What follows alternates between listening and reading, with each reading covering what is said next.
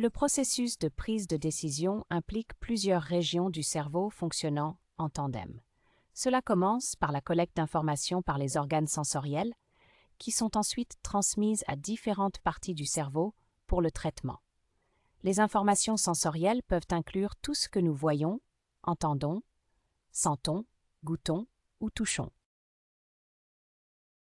Ensuite, ces informations sont transmises à l'amygdale, une partie du cerveau qui joue un rôle crucial dans le traitement émotionnel.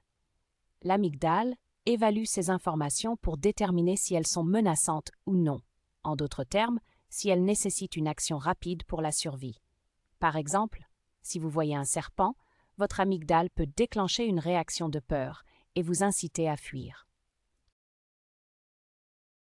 Les informations sont également envoyées au cerveau préfrontal, qui est impliqué dans le raisonnement de haut niveau et la prise de décision.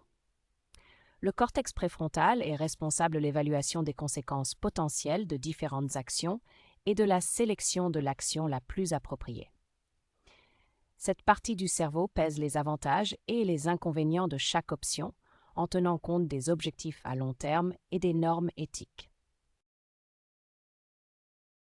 Après avoir évalué les options, le cerveau doit ensuite choisir une action à entreprendre.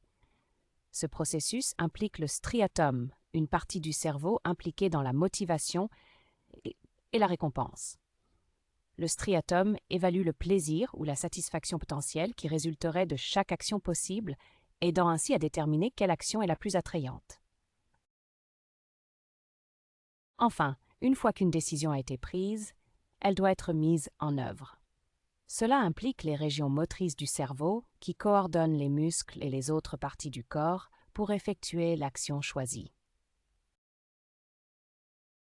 Il est important de noter que tout ce processus se produit en une fraction de seconde, et nous ne sommes généralement pas conscients de la complexité de la prise de décision dans notre cerveau.